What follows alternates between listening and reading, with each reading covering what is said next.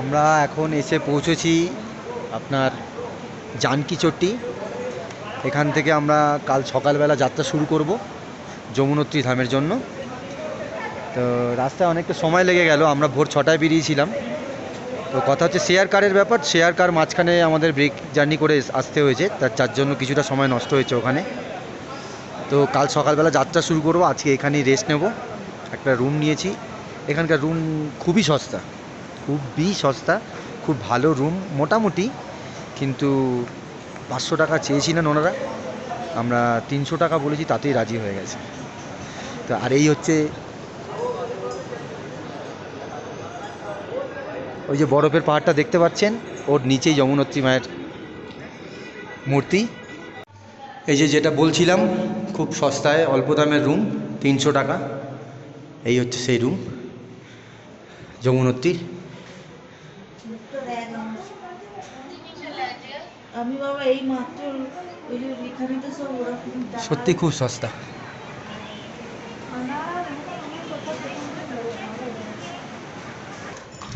সকাল 5টা 20 আমরা এখন শুরু করেছি যাত্রা যমুনোত্রীর পথে। এখান থেকে 6 কিলোমিটার রাস্তা, পায়ে হেঁটেই উঠতে হবে, আবার পায়ে হেঁটেই নামতে হবে। রাস্তায় কেমন অভিজ্ঞতা সব জানাবো। সুপ্রভাত। এখানে রাস্তায় যেসব কুকুরগুলো ঘুরে বেড়ায়, সেই কুকুরগুলোর চেহারা দেখুন। এই হচ্ছে এখানকার রাস্তার কুকুর, এরাও আমাদের সাথে সাথে উপরে উঠছে,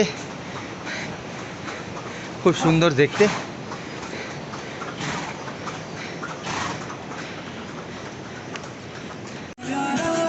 হঠাৎ যেতে যেতে রাস্তায় একটা ডলি পেলাম, যাতে গান বাজছে, সাথে সাথে হাঁটছি, বেশ ভালোই লাগছে। মনেই হচ্ছে না রাস্তা কখন শেষ হয়ে যাবে, খুব সুন্দর গান বাজছে। ওনার সাথে অনেকক্ষণ ধরে হাঁটছি, প্রায়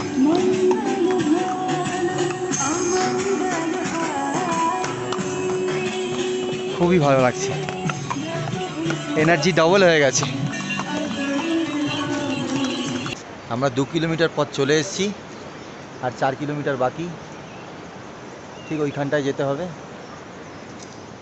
কিন্তু কিছু করার নেই, আমার সাথে যে এসছে বেচারি আর পারছে না হাঁটতে, তার জন্য ঘোড়া করতে হয়েছে। এই যে অবস্থা, 4 কিলোমিটারের জন্য ঘোড়া করেছে। টাকাটা একটু বার্গেনিং করে নেবেন যারা ঘোড়াতে উঠবেন, ওরা অনেক টাকা চায় প্রথমে। আমি তো শুধু যাওয়ার জন্য মন্দির অবধি 700 টাকায় বুক করেছি, আমি নিজে হেঁটেই যাব, ও ঘোড়াতে উঠে পড়বে। রাস্তা এরকম চড়াই, রাস্তা হলেও অনেক কম, কিন্তু চড়াই অনেক বেশি। কেদারনাথের রাস্তা বেশি হতে পারে, কোথাও কোথাও চড়াই, আবার কোথাও কোথাও সমান রাস্তা, কিন্তু এখানে পুরোটাই চড়াই। তাই আস্তে আস্তে করে এগোবো। আর মাত্র 1.5 কিলোমিটার রাস্তা বাকি আছে। তবে এখানে খুব জোরে হাঁটার চেষ্টা করবেন না কেউ, অনেক জোরে হার্টবিট বেড়ে যাবে, নিঃশ্বাস নিতে কষ্ট হবে, জোরে জোরে নিঃশ্বাস নেবেন। তো আমি যেভাবে গিয়েছি সেটা হচ্ছে নর্মাল মোডে হেঁটেছি, অল্প অল্প করে 100 মিটার 200 মিটার করে হাঁটছি। যখন মনে হচ্ছে খুব বেশি হার্টবিট বেড়ে যাচ্ছে, দাঁড়িয়ে যাচ্ছি। এইভাবে যাওয়ার চেষ্টা করবেন, খুব বেশি জোরে যাওয়ার দরকার নেই, একটু লেট হবে কিন্তু ঠিক পৌঁছে যাবেন। জোরে হাঁটলে অনেকটাই শক্তি ক্ষয় হয়ে যাবে খুব তাড়াতাড়ি, আপনাকে অনেকক্ষণ রেস্ট নিতে হবে। তার থেকে ভালো অল্প অল্প হাঁটুন, অল্প অল্প রেস্ট নিন, 2-1 মিনিট দাঁড়াবেন, আবার নর্মাল মুডে চলে আসবেন, আবার হাঁটা শুরু করবেন, এইভাবেই পৌঁছে যাবেন। রাধে রাধে। বিশ্বাস হচ্ছে না, আবার একটা স্বপ্ন পূরণ হতে চলেছে, আবার একটা ধামে, যমুনোত্রী ধাম। প্রায় পৌঁছেই গেছি, দেখা যাচ্ছে যমুনোত্রী ধামের পাশ থেকে, মন্দিরের পাশ থেকে একটা নদী বয়ে আসছে, দেখুন ওটাই যমুনা নদী।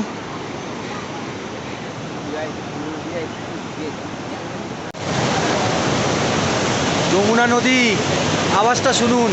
সমুদ্রে গিয়েছেন তো, সমুদ্রের যে আওয়াজ, তার থেকেও জোরে আওয়াজ হচ্ছে, দেখুন।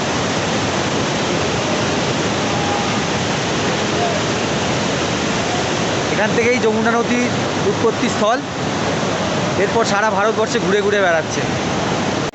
পৌঁছে গেছি মন্দিরে, এবার স্নান করব।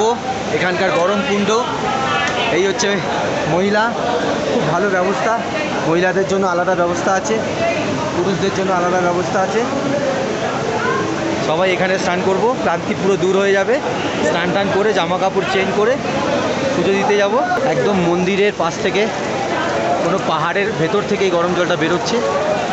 এটা একদম প্রাকৃতিক বলতে পারেন। এবং প্রত্যেকটা ধামের পাশেই আপনি এরকম কিছু একটা পাবেন। কোনোটা একদম কাছে, কোনোটা একটু দূরে, তবে প্রত্যেকটা ধামেই রয়েছে।